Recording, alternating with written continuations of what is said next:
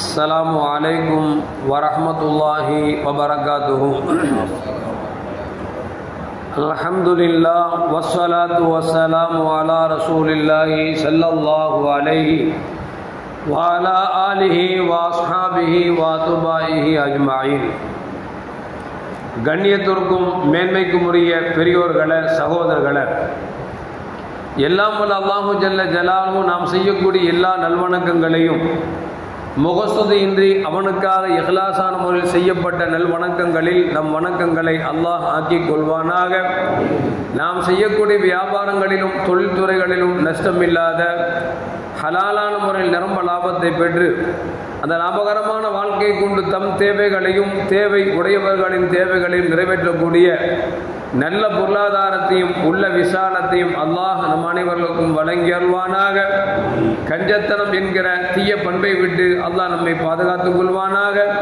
நம்மை இந்த உலகத்தில் வாழ வைக்கும் காலமெல்லாம் நோய் நொடி இன்றி உடல் ஆரோக்கியத்தோடு அல்லாஹ் நம்மை வாழ செய்வானாக.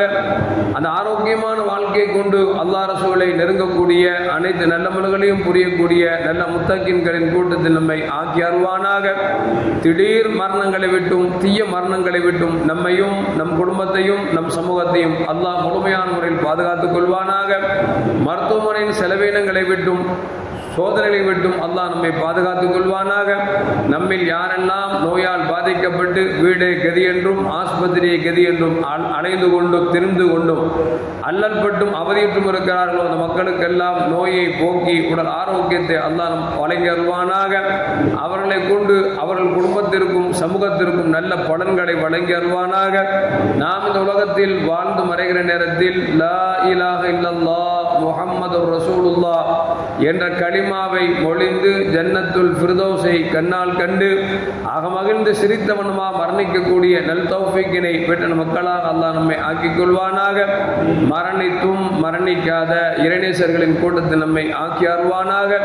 நாளை மறுமையில கண்மணி முஹம்மது ரசூலுல்லாஹி ஸல்லல்லாஹு அலைஹி வஸல்லம் அவர்களின் திரு கரங்களால் ஹவுதுல் கௌசர் என்கிற தடாகத்தின் நீர் பருகி அன்னாரின் ஷஃபாஅத்தை பெற்று அன்னாரின் கரம்பிடித்து ஜன்னத்துல் ஃபிர்தௌஸ் என்ற உயர்ந்த சொர்க்கத்தில் அவர்களின் பணியாளர்களாக அல்லாஹ் நம்மை ஆக்கிக் கொள்வானாக. எல்லாவற்றுக்கும் மேலாக இறை அன்பை பெற்று இறைவனை பார்த்து பரவசம் அடையக்கூடிய அவனுடைய லிகாவையும் ரிலாவையும் பெற்ற மக்களில் அல்லாஹ் நம்மை ஆக்கிக் கொள்வானாக. அருமையான மூமின்களே, அல்லாஹு ஜல்ல ஜலாலுஹு இந்த உலகத்தில் ஒவ்வொன்றையும் படைக்குகிற பொழுது இரட்டை இரட்டையாக ஜோடி ஜோடியாக படைத்திருக்கிறோம் என்று அல்லாஹ் குர்ஆனிலே சொல்லுகிறான். அந்த ஜோடியிலும் கூட கணவன் மனைவி என்கிற உறவையும் அல்லாஹு ஜல்ல ஜலாலுஹு சேர்த்தே மனிதனுக்கு அல்லாஹ் படைத்திருக்கிறான். ஆதம் அலைஹிஸ்ஸலாம் அவர்களை அல்லாஹ் படைத்தான். அவர்கள் விலா எலும்பை உருவி அதன் மூலியமாக ஹவ்வா அலைஹிஸ்ஸலாம் அவர்களை படைத்தான். ஹவ்வா அலைஹிஸ்ஸலாம் படைக்கப்பட்டிருக்கிறார்கள். ஆதம் அலைஹிஸ்ஸலாமுடைய உடலில் அல்லாஹ் ரூஹை ஊதுகிறார். ரூஹை ஊதுகிற பொழுதே அவர்கள் எழுந்தார்கள். எழுந்து பார்த்தால் பக்கத்தில் ஹவ்வா அலைஹிஸ்ஸலாம் படுத்திருக்கிறாங்க. அந்த அம்மாவுக்கு போய் முத்தம் கொடுக்க முயற்சி பண்ணார். அல்லாஹ் சொன்ன, நிறுத்து, அவசரப்படாத அப்படின்னா. என்ன அல்லாஹ், இது யாரு அப்படின்னா, இது மனைவி தான். இப்போ நான் ஏன் முத்தம் கொடுக்க தடுக்கிற? இல்லை, அதுக்குன்னு சொல்லி மகர் கொடுக்க வேண்டியது இருக்குது, அதனால மகரு கொடுக்கணும் அப்படின்னு உடனே மகரா அது என்ன அப்படின்னு கேட்டாங்க ஆதம் அலைஹிஸ்ஸலாம். ஒன்றும் இல்லை, யாரை படைக்கவில்லை என்றால் வையகம் படைக்கப்பட்டிருக்காதோ அந்த முஹம்மது ரசூலுல்லாஹி ஸல்லல்லாஹு அலைஹி வஸல்லம் மீது ஸலவாத்து சொல்லுங்கள், அதுவே மகரா ஆக்கி கொண்டு அவர்கள் நீங்கள் மணந்து கொள்ளுங்கள் என்று சொல்லி அல்லாஹ் சொன்னான். ஆதம் அலைஹிஸ்ஸலாம் ஸலவாத்து சொன்னார்கள். ஹவ்வா அலைஹிஸ்ஸலாம் அவர்களை மனைவியாக ஆக்கி கொண்டார்கள் என்பது ஒரு நீண்ட வரலாறு. உலகம் தோன்றி ஆரம்ப காலத்திலிருந்தே அல்லாஹ் கணவன் மனைவியாக படைத்தார். அதைத்தான் நபிகள் நாயகம் ஸல்லல்லாஹு அலைஹி வஸல்லம் சொல்வார்கள், அந்நிகாஹு மின் சுன்னத்தி, திருமணம் என்பது என் வழிமுறை என்று சொல்வார்கள். ஃபமன் ரகிப அன் சுன்னத்தி ஃபலைஸ மின்னி, அந்த திருமணத்தை யார் புறக்கணிக்கிறார்களோ, வேண்டாம் என்று வெறுக்கிறார்களோ, அவர்கள் என்னை சார்ந்தவர்கள் அல்ல என்பதை நபிகள் நாயகம் ஸல்லல்லாஹு அலைஹி வஸல்லம் சொல்லியிருக்கிறார்கள். அது மட்டுமல்ல, நபிகள் நாயகம் ஸல்லல்லாஹு அலைஹி வஸல்லம் திருமணம் முடியுங்கள் என்று மட்டும் சொல்லவில்லை, திருமணத்தை முடித்து காமித்தார் என்பது மட்டுமல்ல, அவர்களுக்கு மட்டும் இறைவன் கொடுத்த விசேஷமான அனுமதியின் மூலமாக 11 திருமணங்களை முடித்து சிறந்த வாழ்வை வாழ்ந்தார்கள் என்பது வரலாறு நமக்கு சொல்லி காட்டுகிறது. எதற்கு சொல்லுவார்கள் என்று சொன்னால், ஒரு ஆண் மகனாக பிறந்தவன் ஒரு பெண் இல்லாமல் தன் வாழ்க்கையை பரிசுத்தமாக நடத்த முடியாது. எனவேதான் தன்னை பரிசுத்தப்படுத்திக் கொள்வதற்காகத்தான் அல்லாஹ் ஒரு பெண் என்கிற ஒரு ஜோடி ஏற்படுத்தி அவள் மூலியமாக நம் உள்ளத்திற்கு மன நிம்மதியை அல்லாஹ் தருகிறான் என்பதை குர்ஆன் வசனம் இன்னொன்று நமக்கு சொல்லி காட்டும். அது மட்டுமல்ல, திருமணம் முடிக்கிற பொழுது நபிகள் நாயகம் ஸல்லல்லாஹு அலைஹி சொல்வார்கள், நீங்கள் திருமணம் முடிக்கிற பொழுது ஒன்று அழகுக்காக திருமணம் முடிக்கலாம், அல்லது குலப்பெருமைக்காக நீங்கள் திருமணம் முடிக்கலாம், அல்லது செல்வம் இருக்கிறது என்பதற்காக நீங்கள் திருமணம் முடிக்கலாம், அல்லது நீங்கள் மார்க்கம் உடையவள் என்பதற்காக திருமணம் முடிக்கலாம்.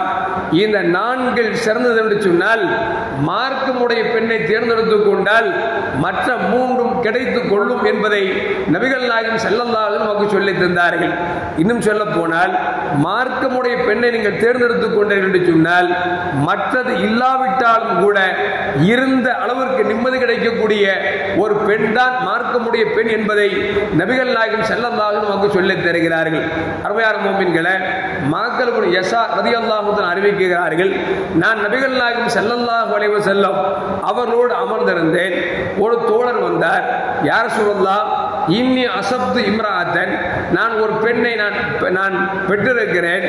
அந்த பெண் ராத்த ஹஸபின், நல்ல குடும்பம் பாரம்பரியம் உள்ளவள், ராத்த ஜமாலின், நல்ல அழகுடையவர், அவள் நான் திருமணம் முடிக்கலாம் என்று ஆசைப்படுகிறேன் என்று சொல்லிவிட்டு அவர் சொன்னார், ஒரே ஒரு குறை மட்டும் என்ன தெரியுமா, அவள் குழந்தை பெறக்கூடிய ஆற்றல் அவரிடத்தில் இல்லை என்று நபிகள் நாயகம் ஸல்லல்லாஹு அலைஹி வஸல்லம் அவரிடத்தில் சொல்லிவிட்டு, இந்த பெண்மணியை நான் திருமணம் முடிக்கலாமா என்று அனுமதி கேட்டார்.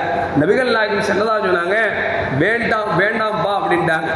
சற்று நாள் கழிந்தது, மீண்டும் ஒரு தோழர் வந்தார், யார சொல்லலாம், நான் ஒரு பெண் பார்த்திருக்கிறேன், அந்த பெண் நல்ல குடும்பத்தை சார்ந்தவர், நல்ல அழகுடையவர், ஆனால் திருமணம் முடித்தால் குழந்தை பாக்கியம் மட்டும் அவருக்கு பிறக்காது, அவளை நான் திருமணம் முடிக்கலாம் என்று ஆசைப்படுகிறேன் என்று சொல்லி 2வது தடவையும் பெருமானார் ஸல்லல்லாஹு அலைஹி வஸல்லம் அனுமதி கேட்ட பொழுது நபிகள் நாயகம் ஸல்லல்லாஹு அலைஹி சொன்னார்கள், வேண்டாம் என்று சொன்னார்கள். சற்று நாள் கழிந்தது, மீண்டும் வந்தார், யார சொல்லலாம், நான் ஒரு பெண்ணை பார்த்திருக்கிறேன், நல்ல குடும்பம் உடையவளாக இருக்கிறார், நல்ல பேரழகியாக இருக்கிறார், ஆனால் குழந்தை பெறும் பாக்கியம் மட்டும் அவரிடத்தில் இல்லை, திருமணம் முடிப்பதற்கு அனுமதி கொடுங்கள் என்று சொன்ன பொழுது நபிகள் நாயகம் ஸல்லல்லாஹு அலைஹி சொன்னார்கள், வேண்டாம் என்று சொல்லிவிட்டு நபிகள் நாயகம் ஸல்லல்லாஹு அலைஹி சொன்னார்கள், நீங்கள் அன்புடையவளை, நிறைய குழந்தை பெற்றெடுப்பவளை நீங்கள் திருமணம் முடித்துக் கொள்ளுங்கள். அப்படி முடிக்கிற பொழுது நாளை மறுமையில் நிறைய குழந்தைகளை பெற்றெடுத்தவர்களை பார்த்து, நிறைய சந்ததிகளை பார்த்து நான் மகிழ்ச்சி உறுவேன் என்று நபிகள் நாயகம் ஸல்லல்லாஹு அலைஹி அவர்கள் சொன்னார்கள் என்று சொன்னால், அருமையான மக்களே, அதிகம் பிள்ளை பெறுவதால் நாளை மறுமையிலே அந்த பிள்ளைகளை பார்த்து பெருமானார் ஸல்லல்லாஹு அலைஹி அவர்கள் மகிழ்ச்சி அடைகிறார்கள் என்று சொன்னால், நல்ல குழந்தை பெறக்கூடிய பெண்ணாக பார்த்து திருமணம் முடிக்க வேண்டும் என்பதை நபிகள் நாயகம் ஸல்லல்லாஹு அலைஹி சொல்லித் தருகிறார்கள். நாளை மறுமை நிகழ்வை நபிகள் நாயகம் ஸல்லல்லாஹு சொல்லி காமிப்பார்கள். பெருமானார் ஸல்லல்லாஹு மறுமையில் இருப்பார்கள். ஒரு கூட்டம் ஒன்று வரும். அந்த கூட்டம் பெருமானார் கேட்பார்கள், இது யாரின் சமூகம் என்று கேட்பார்கள். இது இந்த நபியின் சமூகம் என்று சொல்லப்படும். அடுத்து அதைவிட ஒரு பெரிய கூட்டம் வரும். இது யார் என்று பெருமானார் ஸல்லல்லாஹு கேட்பார்கள். இது இந்த நபியினுடைய சமூகம் என்று சொல்லப்படும். இப்படி ஒவ்வொரு சமூகமாக கொஞ்சம் கொஞ்சம் அதிகரித்து வருகிற பொழுது, அப்பொழுது நபிகள் நாயகம் ஸல்லல்லாஹு அவர்கள் ஒரு பெரும் கொண்ட கூட்டத்தை பார்க்கிற பொழுது நபி கேட்பார்கள், யா அல்லாஹ், இந்த கூட்டம் யாரின் கூட்டம் என்று கேட்கிற பொழுது இவர்கள் தான் உங்கள் சமூகம் என்று சொல்லப்படும். நபிகள் நாயகம் ஸல்லல்லாஹு அவர்கள் மிக்க மகிழ்ச்சி அடைவார்கள் என்றெல்லாம் ஹதீஸில் வரலாற்றில் பதிவு செய்யப்படுகிறது என்று சொன்னால், அருமையான மக்களே, அதனால் தான் நபிகள் நாயகம் ஸல்லல்லாஹு அலைஹி திருமணம் முடிக்கிற பொழுது நீங்கள் அதிகம் பிள்ளை பெறுபவளா என்பதை பார்த்து திருமணம் முடியுங்கள் என்று சொன்னார்கள். அதிகம் பிள்ளை பெறுபவளா இல்லையா என்பதை எப்படி பார்க்க முடியும்? சில பாரம்பரியத்தை பார்த்தால் பார்க்கலாம். அவர் தந்தைக்கு 12 குழந்தை இருக்கும், அவர் பிள்ளைக்கு 9 குழந்தை இருக்கும். இப்படி எந்த குடும்பத்தில் குழந்தைகள் பாக்கியம் அதிகம் இருக்கிறதோ அந்த குடும்பத்தில் வந்த பெண்கள் பலரும் பெரும்பான்மையாக அதிகம் பிள்ளை பெற்றெடுப்பவளாக இருப்பார் என்பதை கொண்டு நபிகள் நாயகம் ஸல்லல்லாஹு அலைஹி சொல்கிறார்கள், நீங்கள் அதிகம் பிள்ளை பெறக்கூடிய பெண்ணை நீங்கள் தேர்ந்தெடுங்கள் என்று நபிகள் நாயகம் ஸல்லல்லாஹு அலைஹி சொல்லுகிறார்கள் என்று சொன்னால், அருமையான மக்களே, நபியின் மறுமையிலே நபியினுடைய சந்தோஷத்திற்கு ஒரு சந்தோஷப்படுத்தக்கூடிய ஒரு செய்திதான் அதிகம் பிள்ளை பெறுவது என்பதை நாம் பார்க்க வேண்டும். இன்னைக்கு பார்க்கிறோம், ஒரு காலத்தில் குழந்தை எத்தனை கேட்டா வீட்டில் நம்பர்லாம் சொல்ல மாட்டாங்க. 1 டஜன் குழந்தை, 3/4 டஜன் குழந்தை, 1/2 டஜன் குழந்தை, 1/4 டஜன் அப்படின்னு நினைச்சுவாங்க. இந்த டஜன் கணக்கில் சொல்லுவாங்க. இன்னைக்கு என்ன ஆகி போச்சு அப்படின்னா, கல்யாணம் முடிச்ச உடனே நாம் இருவர் நமக்கு இருவர் அப்படின்னு வச்சிருந்தாங்க. இப்ப என்ன அப்படின்னா, நாம் இருவர் நமக்கு ஒருவர் அப்படின்னாங்க. இப்ப எந்த அளவுக்கு ஆகி போச்சு அப்படின்னா, நாமே குழந்தை நமக்கு எதுக்கு குழந்தை என்கிற சூழலுக்கு தள்ளப்பட்டு விட்டோம் என்று சொன்னால் அல்லாஹ் தான் காப்பாற்றும். நபிகள் நாயகம் ஸல்லல்லாஹு அலைஹி வஸல்லம் அவங்கள்ட்ட உஸ்மான் இப்னு மதூன் ரலியல்லாஹு தஆலா அன்ஹு வருகிறார்கள். யா ரசூலல்லாஹ், நான் எனக்கு காயெடுத்துக் கொள்ள போகிறேன் என்று சொல்கிறார்கள். அதாவது குழந்தை பெற பாக்கியத்தை கட் பண்ண போறேன் அப்படிங்கிறாங்க. ரசூலுல்லாஹி ஸல்லல்லாஹு அலைஹி வஸல்லம், வேண்டாம், நீங்கள் அதை செய்வது மார்க்கத்தில் குற்றம் என்று பெருமானார் ஸல்லல்லாஹு அலைஹி வஸல்லம் தடுக்கிறார்கள் என்று சொன்னால், குழந்தை பாக்கியத்தை தடுப்பது என்பது அது மிகப்பெரிய ஆபத்து என்பதை விளங்கிக் கொள்ள வேண்டும். சில பேர் நினைக்கிறாங்க, நாம் இருவர் நமக்கு ஒருவர் என்று சொல்லி ஒரு லிமிட்டான குடும்பம் போதும் நினைத்துக் கொள்கிறார்கள். அந்த குழந்தை வளர்கிறது. ஒரு 8 வயசில் வேகமாக ஸ்கூலுக்கு சென்று விட்டு வருகிற பொழுது ஒரு வேன் ஆக்சிடென்ட் ஆயிடுச்சுன்னா அந்த தாயும் தந்தையும் தன்னை மாய்த்துக் கொள்கிறார்கள். என்று சொன்னால் இருந்த குழந்தை போய்விட்டது, நமக்கு எதுக்கு வாழ்க்கை என்று சொல்லி எத்தனை பேர்கள் தற்கொலை செய்து கொண்ட குடும்பங்கள் இருக்கிறது என்று சொன்னால், அருமையான மக்களே, ஒன்னல்ல, 1க்கு 2ஆக 2க்கு 4ஆக இருக்கிற பொழுது அல்லாஹ்வின் விதியில் 1ஐ எடுத்து விட்டால் அல்லது 2 எடுத்து விட்டால் மிச்சம் 2 இருக்கிற பொழுது இந்த 2 தான் போய்விட்டது, இந்த 2க்காக வாழலாமே என்று அவன் வாழ்வானை தவிர நாம் இருவர் நமக்கு ஒருவர் என்று சொல்லி அந்த குழந்தை இழந்து விட்டோம் என்று சொன்னால் இவனே போய்விட்டான், நமக்கு எதுக்கு வாழ்க்கை என்று சொல்லி ஒரு தற்கொலைக்கு நம்மை தள்ளிவிடும் என்பதால் தான் நபிகள் நாயகம் ஸல்லல்லாஹு அலைஹி வஸல்லம் அன்றே சொன்னார்கள், குழந்தையை பலதை பெற்றெடுத்து பல்லாண்டு வாழ்க என்று நம்மை வாழ்த்தினார் என்று சொன்னால் அதுதான் காரணம். நேற்றைக்கு முந்தைய தினத்தில் தினத்தந்தி பத்திரிகையில் ஒரு செய்தியை பார்த்தேன். உகாண்டாவில் ஒரு பெண்மணிக்கு 42 வயது. அந்த 42 வயதில் அந்த பெண்மணியினுடைய பெயர் மரியம். அது முஸ்லீமா கிறிஸ்டினா என்று தெரியவில்லை. என்று சொன்னால் மரியம் என்பதை முஸ்லிம்களும் வைப்பார்கள், கிறிஸ்டியனும் வைப்பார்கள். அந்த மரியம் என்ற பெண்மணிக்கு 42 வயதாகிறது. 42 வயதில் 42 குழந்தைகள் பெற்றெடுத்திருக்கிறார். 42 வயசுல 42 குழந்தை பெற்றெடுத்திருக்கா. அவ சொல்றா என்ன அப்படின்னா, என் கணவர் வருஷத்துக்கு ஒரு தடவை வீட்டுக்கு வருவாரு, வருகிற பொழுது இரவில் வருவார், விடிஞ்ச பொழுது காலையில் எழுந்து போவார். 42 குழந்தைகளில் பல குழந்தைகள் தந்தையை பார்த்ததே இல்லை. அவர் ஒரு நாள் தங்குவது, ஒரு நாள் தங்கிவிட்டார் என்று சொன்னால் அந்த இரவிலேயே ஒரு பிரசவத்தில் அவருக்கு 3, 4 என்று பல குழந்தைகள் பெற்றெடுத்து 42 குழந்தை பெற்றெடுத்திருக்கிறார் என்று சொன்னால் அருமையான உண்மைகளை யோசித்து பார்க்க வேண்டும். இன்னைக்கு ஒன்ன பெற்ற உடனே 2வது குழந்தைக்கு சேர்ந்தா அப்படின்னா அவ கேட்கிறா, நான் வேணுமா புள்ள வேணுமான்னு கேட்கிறா. அப்படின்னா அல்லாஹ் காப்பாத்து. ஏன்னா கொடுக்கிறோம் அல்லாஹ்வாக இருக்கிறான். உடல் உபாதைகளை பார்க்க வேண்டியதுதான்.